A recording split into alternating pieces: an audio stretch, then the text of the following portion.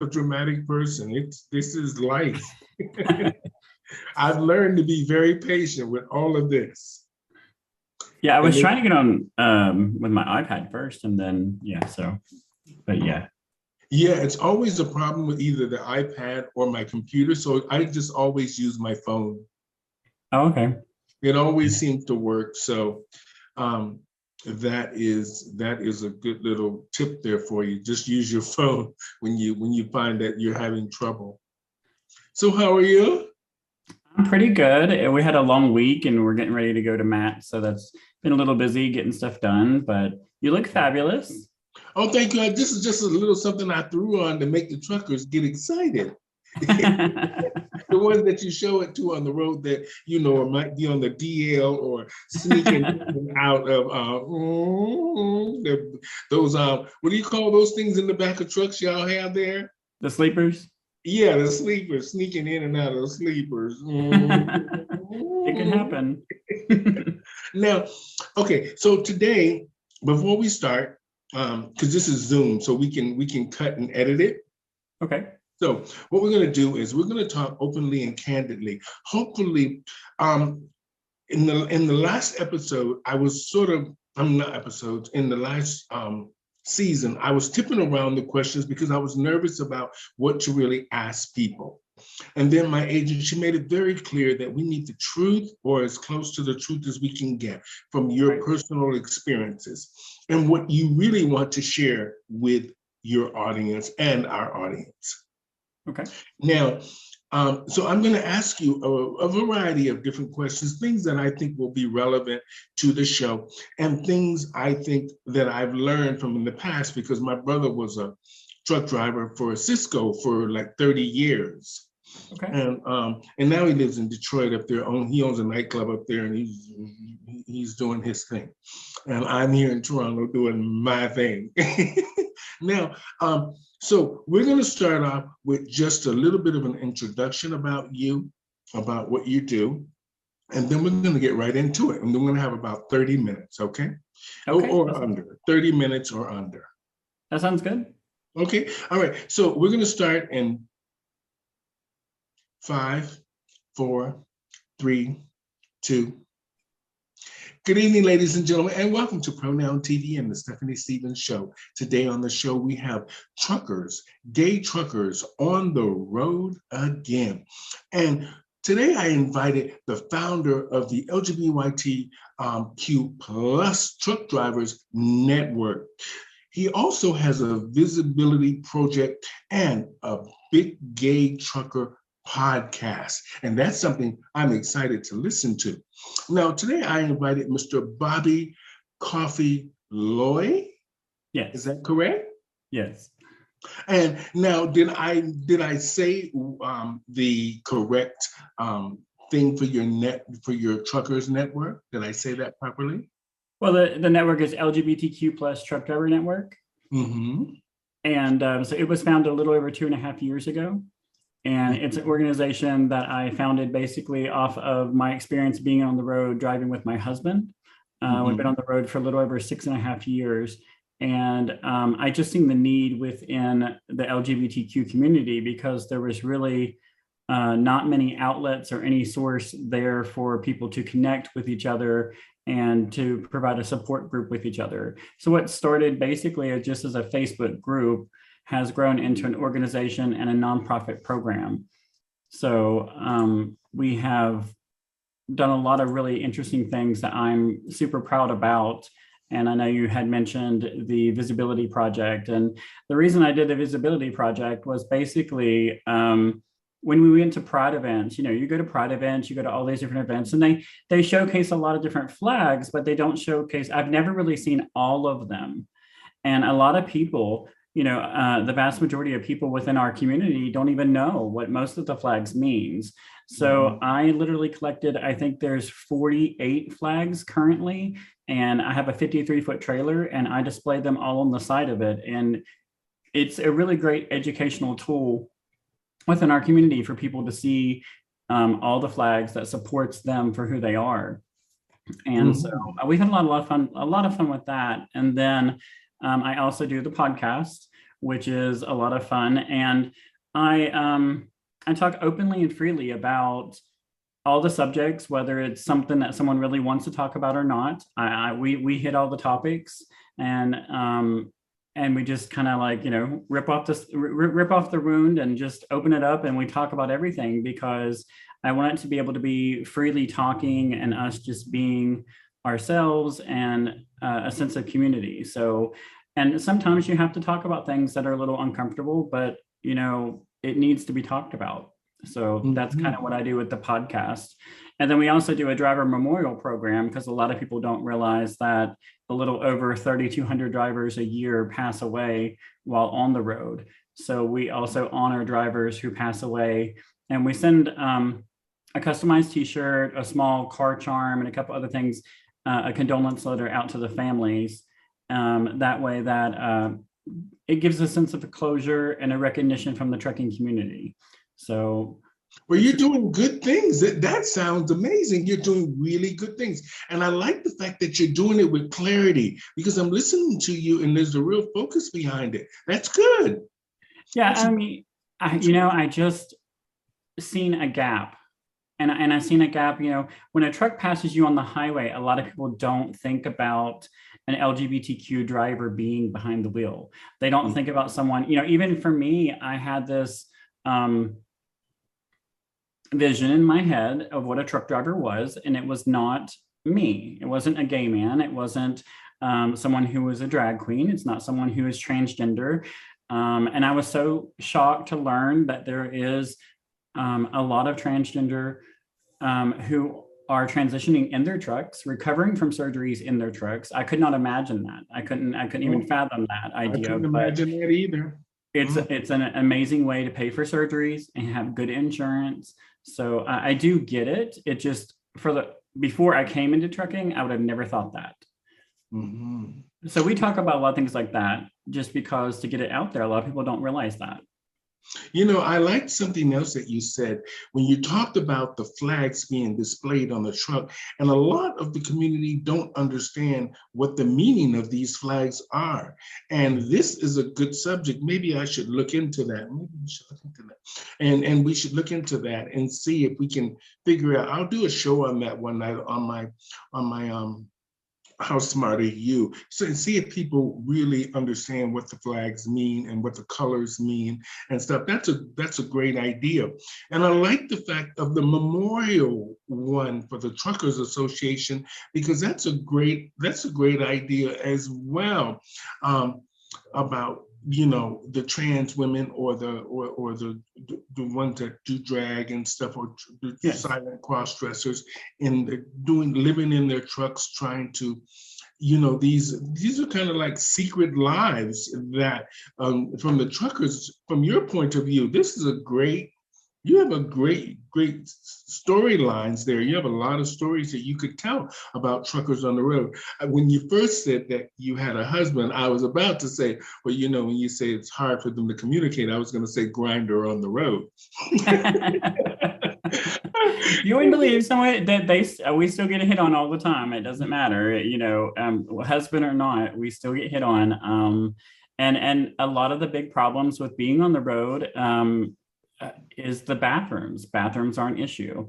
Whether you're gay, straight, bi, trans, it doesn't really matter. But there is some problems with the bathroom situations on the road. And of course, that's a big problem in America right now, is bathrooms. Everybody is up in an uproar about that and who should use them and when and where. But there is a lot of looks and different things. And but there's also a lot of people that do hit on each other in the bathrooms, and it happens. And people think that it doesn't, but it does. And I can imagine a truck stop would be a lonely place. I mean, a trucker's life would be lonely. I mean, you're lucky because you have a lover or a husband, and you guys are on the road together. So that makes it, like a family, a type, a relationship thing there, type knit thing there, that you wouldn't really need to worry about either cruising in the washrooms or cruising the truck stops. And we know that that's happened for years. I mean, we've seen many movies from Cruising on down to, a lot of these different movies that we've seen. And it still happens. Well, and it's just men will be men when they're away from their families and their lives. They have to find some way to entertain themselves. And of course, we're human beings. So of course we want affection and love. And these kind of things happen. And sometimes, men are always looking for an opportunity. Always looking for an opportunity. Now, let's talk about the network for a minute. Okay. You said that you saw a need for this that wasn't met. Now, I first want to talk about this first. Let's talk about the impact of young kids. Even myself, when I was growing up, when my parents used to drive by the truckers, they used to pull the horn, the thing there. And now, do they still do that? Yeah, they still do it, and it's the best feeling ever. It's amazing. All these little kids now. There's some funny stories about it though. Because I've scared the heck out of somebody before because the mom wasn't paying attention, but the kids in the backseat doing the little horn, and blew the horn. But it's amazing. And we've seen a lot of people stand on the overpasses, the bridges and stuff, and they'll do that. And then there's also been times where picketers or people have been protesting and things, and we've honked in support and things like that. So it still happens out here. It does, and it just brings a smile to all drivers' faces. We enjoy it. It makes me feel like a kid again, and it's very nostalgic. There's something else I will never forget, because I went with my brother a couple of times in his truck to deliver this meat and this food to warehouses or something. And he used to always be on the CB radio. Do you still have CB radios? We do. It's not used as much as it used to be. Most people today, I use it all the time. However, I turn it up more whenever I am in inclement weather, or if there's an accident ahead and traffic's backed up and I got to see what's going on. Besides that, the camaraderie between drivers is not exactly there like it used to be. And so that's part of that lack that, but I feel a lot of that in society as well too. I don't feel that there is a camaraderie between LGBTQ as much as it used to be, and people building things. So, but I see it a lot in trucking, that I don't feel that we're not as close connected. And on the CB is one of those places you see it a lot, because a lot of people just want to complain and cuss each other out pretty much. And okay, all right, I'll skip it. I'll skip the breaker 19. This is so I'll skip that part, because that's what I remember the most, because I used to do it all the time with my brother and my parents. And okay, so let's go back to the network. Okay. Now, once you set the network up, is there a support system for you? With the network, it is a support system that we've built basically amongst each other.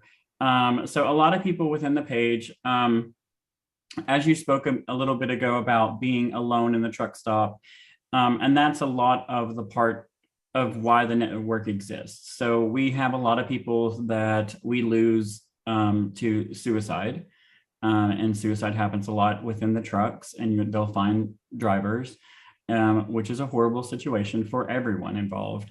But so we try to bridge that gap. We try to make sure everybody know that whether you're out, whether you're not out, whether you're closeted, whether it doesn't matter who you are, what you are, even if you're straight and just need a friend to talk to, it does not matter. Even though we are an LGBTQ group, we are for everyone. Even when it comes to the driver memorial program, we honor all drivers that are lost on the road. We don't just honor LGBTQ. So it's about a sense of community for everyone. And we have a lot of amazing allies to our community that are even on our page and support, and our admins and moderators. And you can always reach out to them and talk to someone. If you're lonely, we're always there to chat with. There's always somebody that's available. And so, when I said that we had this gap and was bridging a gap, the thing is, I feel that the LGBTQ community and the bar scene and a lot of the people that's in the nightclubs and all that stuff, that's an amazing opportunity. But here is drivers that maybe have the weekend off, sitting in a truck in Amarillo, as you say, and they won't take the time to take an Uber and just run over. And so that's what I'm trying to do, is bridge that gap for letting them to understand, you know, I'm a trucker. Would I be accepted at a bar? You know, or I'm a gay guy. Would I even see myself associating with a trucker? So a lot of people don't think of it as an option. So for me, I'm trying to blend those two together for people to give it an option in their head that they may think about for just a second even. Or when that truck passes you down the highway, you may think, you know what, that might be an LGBTQ person.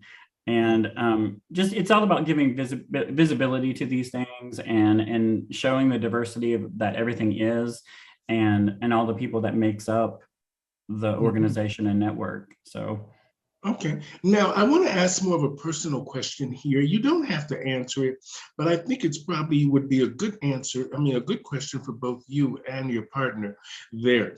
Now, you know, traveling on the road as a couple can be good and bad in a lot of situations, and mainly when you're in a cramped situation like that sleeper quarters thing there. And right. gay men are some of the most pickiest men on the planet with the way they like things done, what they want to wear, where they want things at. Is things okay at home with you and your partner? We are amazing, believe it or not. You know, when we went into trucking, we've been together for 15 years. And when we went into trucking, we was together for 9 years. We had just got married. We had hit a rough patch in our life. And I actually feel that trucking brought us together and kind of saved our relationship. It brought us even closer together because we have to depend on each other all the time for the safety and security, you know, and one is sleeping in the back while the other one is up front driving. And, I explain it this way a lot because yes, I haul all these loads in that trailer, and that trailer may be loaded behind me, but the most important valuable asset that I have is my husband laying behind me sleeping in the bed. And, I protect him. Now, is there moments that in a relationship, he pushes my buttons and I'd love to collect the insurance money? Yes, there is moments. Your partner pushes your buttons faster than anybody else, and they know exactly how. So, and we both do that to each other. But I wouldn't trade it for the world. It's actually been an amazing experience for us. Do we argue and fight? Yes. And, just like everybody else.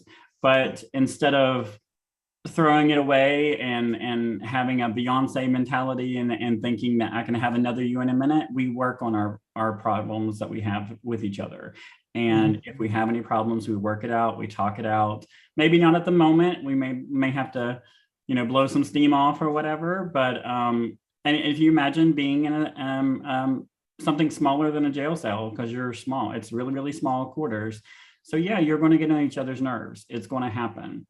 But I think what helps us most with that literally is we don't mind getting out of the truck. So if we go into Texas, we'll go to Six Flags. If we go to Ohio, we'll go to Kings Island. We go to, we get out and go to the movies. We get out and go to the outlet malls and go shopping. So we take the opportunity that even though we're going across the country, and we do take the time to go out and we'll go to the gay bars, local bar. If there's, a drag show going on, we love to go out and support local LGBTQ organizations or community businesses. And so we try to take time out of the truck. A lot of people don't, though. That's the problem. I can imagine. I mean, with the both of you being on the road together means that you could probably save a lot of money to buy yourself a house and settle down when you become, when you've had enough of the trucking business. Right. Or you could buy a truck and rent it out or something like that. however it works. I mean, because of the end goal, it has to be an end goal for your retirement. I would think for the both of you, you're working so hard on the road and you're doing so much, you're spending so much time together. So you have a movie on your hand there. You don't even know it. You have a movie on your hand. And I just want to say, now I want to talk a little bit about because for me, being on the road as much as I have been, earlier on when we used to drag those bags from city to city to city to city, we used to stop in all these mom and pop shops. Now, what is the experience like for you and your husband? I mean, is there that woman from Mel's Diner that you meet on the road sometimes? Flo from Mel's Diner. I think her name is Flo. There is. I mean, there is, I just have to, everywhere we go, you meet special people. You just really do. You meet some really interesting people. And believe it or not, like we was at this one truck stop and there was a waitress there and we hadn't stopped there in probably 2.5 years, but she remembered us in that time. She just remembered us because we had good conversation and she had like laughed and talked with us and things, so you meet so many amazing people. And I think that's the gift of it. Some people get so wrapped up in, and I do it in life, just even if you're not a truck driver, you get so wrapped up in things and stay so busy in life. But like, I enjoy taking pictures everywhere I go. I have the most beautiful office window you could ever have. You know what I mean? It's always changing. There's always something going on. It's exciting. It's fun, but it has its bad days too. It's really hard being on the road because I just lost my dad in January. And there's many times that you miss things. I missed the last 2 days because I have to keep the truck productive and we have to keep moving. And I have to pay for things like funerals and stuff when stuff happens. So I missed the last 2 days of my dad's life. I went back out on the road. And I've missed many funerals and I've missed a lot of, weddings and birthdays.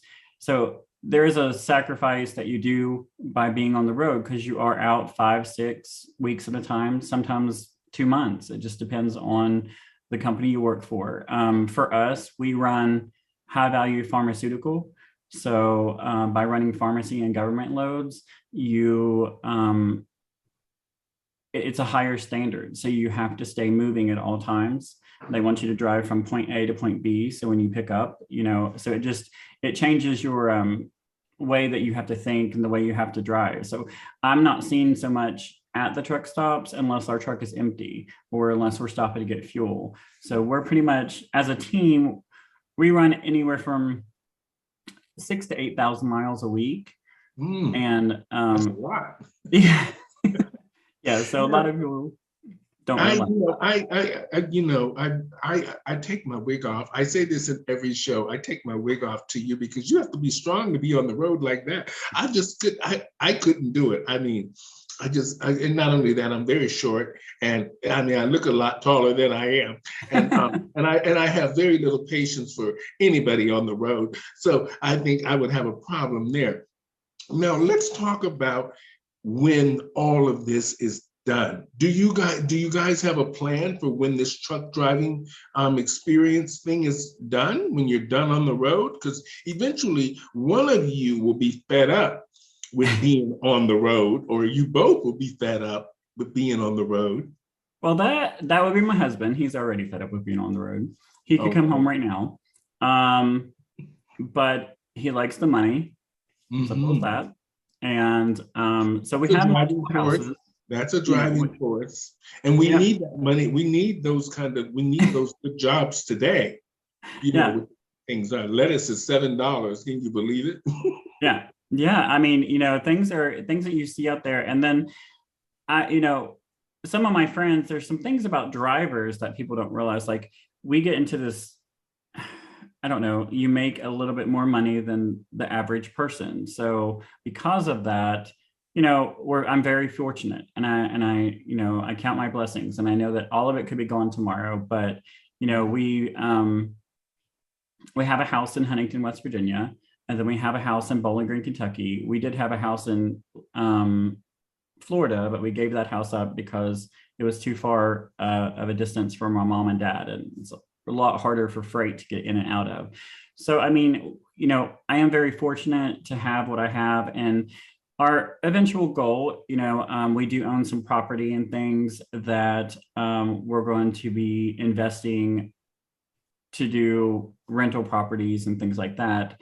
So, everyone has their eventual goal and things. I don't really know if I will ever completely give up trucking. I think that I always want to have my foot in the door, so to speak, because I really think that maybe in time I'd like to be a trainer or at one of the trucking schools.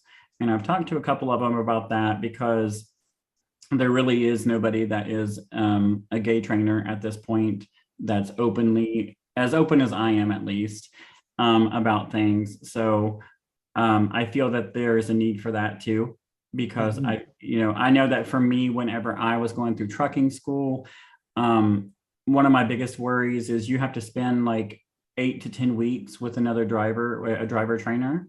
And so when you're going on the road with someone completely a stranger you don't know.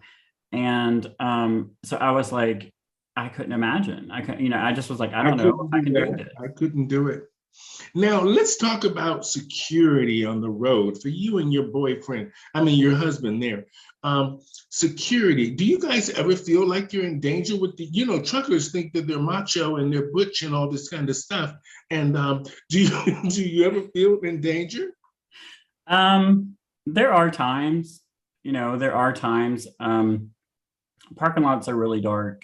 And when you put a bunch of trucks, there may be lights and stuff in the lot, and in the daytime, and you'll be like, oh no, that looks pretty good. But I will tell you that, like, at nighttime, when you get all those trucks in there and they're really in a tight quarter area, and you have to walk between the trucks, there's multiple times that people get run over in the truck lots, and it does happen a lot. And it's just because they can't see you. There's a huge vehicle, and security wise for us is a little bit higher just because of what we haul, with us being pharmaceutical and the high value freight. Most of the times for the first 250 miles, we have escorts, like police escorts or armed escorts. So with us, it's a little different. But there is times, I have thought about it. And especially when we went through COVID, when we had went through COVID and when we had went through when the protests and George Floyd and all the different things that happened, and when drivers were driving out there, and I used to, we went to Minnesota multiple times, and we went through the protests and everything. And my thing about that was my safety was at risk, and I seen these videos on the news and all this stuff of truck drivers that were bombarded in their truck by people, and that was a little scary for me. And I was like, these people wouldn't even know that I'm on their side, because they just see a truck driver and they don't think that they are. They would never even know that I would be out there with a picket sign, you know what I mean, helping them, but here they were beating someone up in their truck. So it raised a huge red flag. And but we are limited by the FMCSA and DOT what we can have in our truck. So depending, if you run all states, you're not really allowed to have a firearm in your truck. You are allowed to have different devices, maybe it be stun guns or whatever you do choose. So we do stay prepared, is what I'll say. I want to ask a couple of other things, just because, to wrap it up, because I think that you've done a fantastic job. Tell us a little bit about the podcast. Okay, so the podcast for me it's for LGBTQ plus Truck Driver Network, and we call it Big Gay Trucker. And it's really just about being open, honest, visible. I'm always bright colors, and that's just me. I have ripped jeans that I wear, and I get neon sneakers, and that's just me, of who I am. And when I was thinking about the podcast, I was like, I absolutely love Howard Stern, and I absolutely love Anna Nicole Smith and Dr. Ruth, the little old sex lady from back in, and maybe some people don't know who that is. But anyway, if you don't, you need to go I look know it who up. Dr. But Ruth is. I know who Dr. Ruth Westheimer. That was my vision. That was my vision for the show. We've had talks. We had a sex talk show. One of the episodes where we openly talked about our craziest positions, places we've done stuff, blah, blah, blah. And it was just fun. And it's the way life should be every day. And that's what the vision for the show is. It gives visibility to that driver behind the steering wheel. And, it lets you see a peek inside their life of who they are. So we interview drivers, we interview company owners, we interview drag queens and people within, I try to stay up to date on as much of the topics as possible. And we openly talk about them, whether someone agrees or don't agree. And it's okay for you to disagree. I don't want everyone to agree with the things we are saying, because this is what makes us American and this is what makes us different. I don't feel that everyone's opinions do not have to be the same. I want it to be different, and I want you to voice your opinion, because you may change exactly how I look at something. So, that's the point of the show. That's amazing. I'm from Orlando, but I live in Toronto, right? And I'm going to buy a house in Florida, and I'm going to sit down and do absolutely nothing, but in about 5 years. But now I want to ask you this, because I really think that it's relevant, and she just put up a board there for me to ask this question. Now, has your truck ever been sprayed on, those slang words? And have your truck ever been deviled? Is that what they call it? Deviled or vandalized? Yeah, vandalized. As far as the outside of the truck, so basically the organization that we basically produced 2 years ago, the XPO Pride truck. So we actually I was driving the very first XPO Pride truck, me and my husband, for a while. And we're getting ready to rewrap the truck we have now, because we got a new truck. And it does create some problems driving and being LGBTQ. Sometimes you do get people on the CB radio that say things. And I will say 9 times out of 10, it's just like being on the internet. They're basically keyboard warriors. They'll say something. But I literally have had people, I've met them and shook their hand, and I knew that they had said negative comments about me, but yet they, to my face, was very happy to meet me and smiling and whatever. So now we have had things happen. Yes, we have had things where people have not really so much spray painting the truck or anything like that, but we have had things where people have like brake lines or hoses, people have cut, that type of stuff. Yes, we have had things like that happen before, but thankful enough, we really are not stopped very often. It's very hard to find me because I'm always moving. So, and we move every bit of 1,200 miles a day. So therefore it's really hard to find us or pinpoint where we're at most of the time. But there is some hate that's out there still, and it's always going to be alive. I know this. I wish it wasn't, but there's going to be people that always doesn't agree. But things do happen. We've had a couple things on our truck that's happened. So, okay. And we knew that well, we won't elaborate too much on it. She wanted me to mention that because she felt that it was relevant, because you're part of the LGBT community. Now let's talk just for one. I have just a couple of more questions, and then I'm going to let you go. Now I want to talk about the convoy, the convoys that are happening around the country, like the blockades and all that stuff with the truckers' convoys. Yeah. Now you've heard about that, right? Yeah, and well, there's a lot of different organizations that produce the convoys. So some of the convoys, you have. I'm really not affiliated with any of them, but I have a couple of friends that do the convoys. They've asked me to come and participate.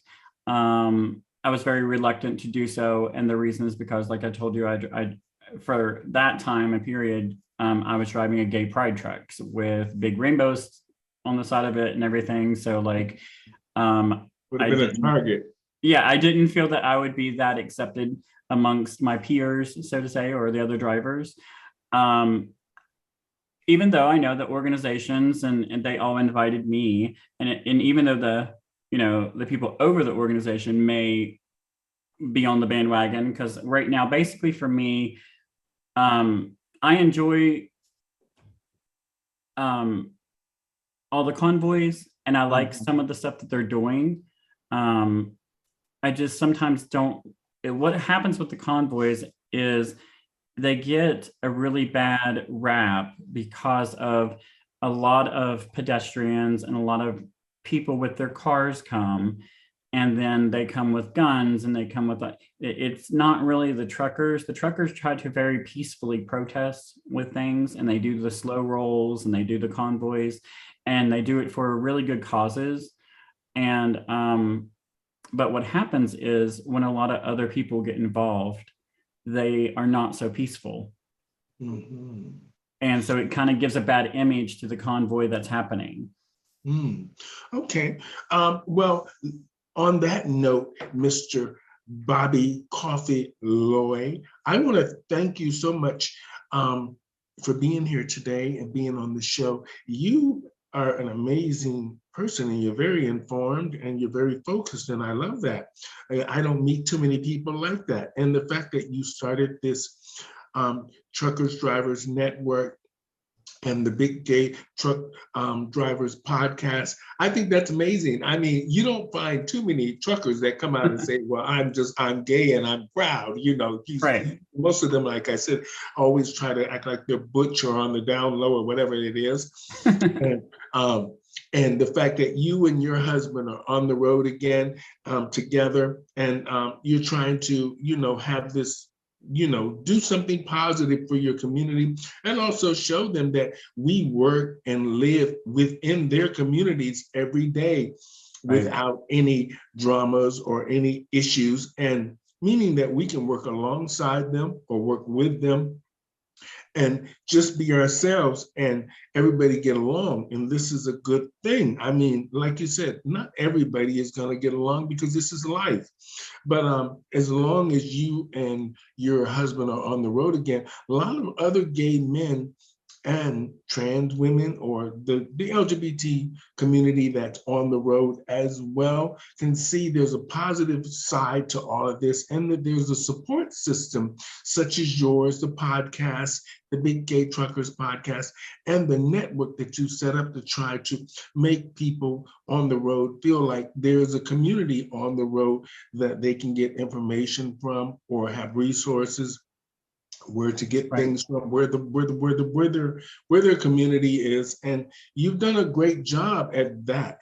And just from the little time I've talked to you, you're very informed and you're very up to date on a lot of things. And I respect that, because I think that you're doing something amazing that I would never even thought of a trucker being gay or nothing like that. I mean, because sometimes the people in our community, I mean, I'm not going to say anything, but you know what I mean. The ones that try to be butch and all these kinds of things. Yes. But I just want to say thank you so much for being on the show today, Mr. Bobby Coffee Loy. Am I saying that right? Yep, you are. Okay, because I was thinking, if I say coffee, he's going to be like, that's not my name. Yeah, it's Coffee Loy. So yeah, you're saying it right. Now, what's your background with that name? Coffee Loy is... Well, Coffee is my husband and Loy is mine. We took both of our names. Okay. Okay. Yeah. I just wanted to understand it. So I just want to say thank you for being on the show today. And I want to say to my audience out there, it was great meeting Bobby Coffee Loy from the Big Gay Truckers Podcast here on my show today. He enlightened us a lot about on the road again, and brought up some old childhood memories about the CD and the horn and all that stuff, which I have great memories of. And the fact that there's this gay couple out on the road delivering amazing things to make sure that we stay connected.